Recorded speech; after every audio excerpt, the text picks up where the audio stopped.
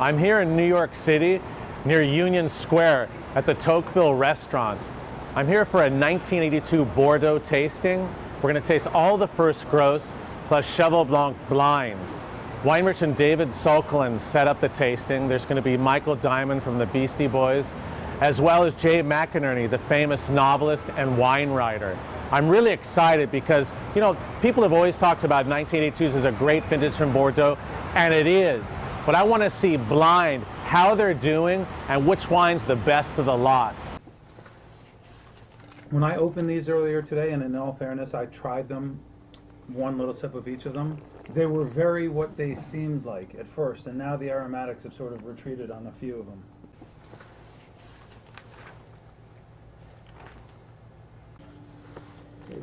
I mean, look at the color difference between 1 and 2.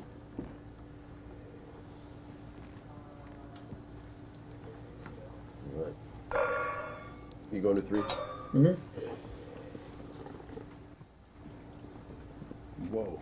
Let's not forget, 82 was a very hot year too. So you, again, it's interesting. On 3, you're getting dried fruits and really sort of warm climate sort of aromas. You know, lots of. Yeah, but it stopped. But it stopped short of that jamminess. I agree. Yeah. Well, the smell I over don't you should feel be like able I to smell Cheval. I don't feel like I've I gotten thought I did No. for a minute, then it came back on me. Aubreyon's, as I had done this tasting a number of times, and Aubreyon's always the most drinkable. Yeah. Yeah, most approachable. And a beautiful wine. I love it. Number 4 is. It seems to be a slightly different animal than 1 through Yeah. Well, number 4. I mean, this has the body and this is the scale of Lafite. Yeah, I agree. Except, I mean, I'm looking for the Yeah, aromatics, the lead amazing. pencil or Yeah. something, the Pauillac thing, and No. I'm not getting it from No. the nose. You guys seem to be getting more out of the nose in number 4. The classic nose on No, the if you- feet if you is, give it is cigar box. Cedar Yeah. box, Yeah. but I've had bottles of 82 Lafite 10 years ago where they were like, if you didn't know what lead pencil was, it was like sticking your face in lead pencil box. I mean, that's where I learned what lead pencil was, like way back. No, there's That's zero so lead yummy. pencil It's in really this. Isn't it good? It's the most It's Delicious. so approachable. Yeah. Number 4 is the sexiest right now. For I sure. agree most. God. Here, this is really a meal, worthy as a whole meal. This is just such a delicious. Number 4, to you, delicious wine. Oh, whoa. My date with number 4. 5 is a completely different animal. The nose is, you can really get a lot out of the nose of 5. But again, this is I'm in really the liking 5. this is in the court of being much more youthful again. Yeah. Yeah. That mint again, the Cabernet. Yeah, it's really fresh. For me, there's a very narrow band of scores on these wines. Yeah. And it's all very high. I totally agree. God, these wines are so fresh. They're really, it's great. There's not a bummer. Again, yeah. There's not a bummer in the pack. There's not a runt in this. Not a runt in this litter. Absolutely. So guys, let's try and break down number 6 because I think it's gorgeous and there's a lot going on. There's a lot to process. There's also a mean quality to very- number 6. That's like a young, it bites back. It's not as sweet. Yeah, there's a little. Yeah, there's still a little tannin that's. Yeah, there's some showing- tannin, yeah. Showing up, sticking up, Right. as it were. You You get a it's- lot of sort of chocolate in there. Chocolate and sort of a stony character, decadent, meaty. It changes a lot in the glass, number 6, which Yeah. is obviously a great sign. Here's another scoring question, James. So on round 1, frankly, I would have, based on just one lap through, I would have scored wine 1 the lowest I agree. in terms of my preference. Now coming back to it, it's showing a lot more.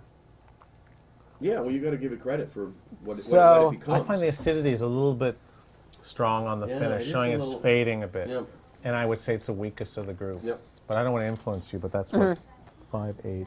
And if you Yeah, if it's you act- sort of that's if you actually know my, the that's, history that's of my the, lowest score. and so if far. you Yeah. know if Okay. you know the it wasn't mine at first. It was a good score. It was a really high score. I have a incredibly Really? narrow Number band.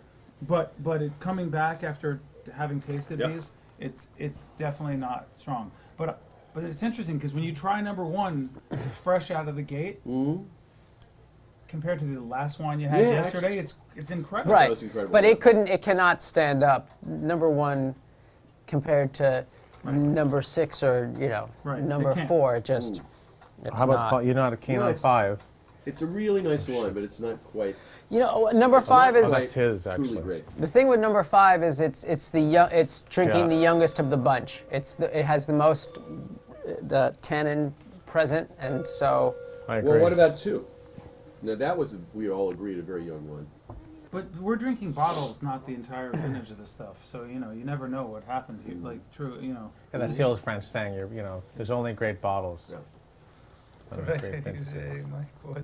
We're drinking some of the most important wines in the world today, guys. Let's These say are of our generation. they're the most important wines of our generation. Yeah. And Well, they changed the way Bordeaux is looked at.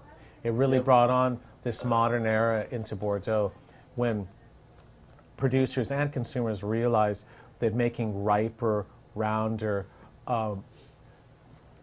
tannically structured wines was the way of the future. And they were wines that actually you could drink when they were young. And as you can see, they're aging beautifully. So there was the modern model for Bordeaux, which has obviously been honed quite a bit and perfected more, since 2000. Don't you think though some of them have gone sort of in and out of shells and That's what phases? happened. I think Yeah. that's what all wines, good wines do. It's they do go through rough periods. The biggest problem with 1982 has been that a lot of the wines have traveled the world, the top wines. So you don't know about storage So that's a caveat emptor. and some of the early They've been beaten owners up. of those wines had no idea how valuable they'd be one day. Sure. So storage was an issue. Yeah. Although I think these really powerful Bordeaux They can take handle it. abuse better They than certainly than I agree. Burgundies.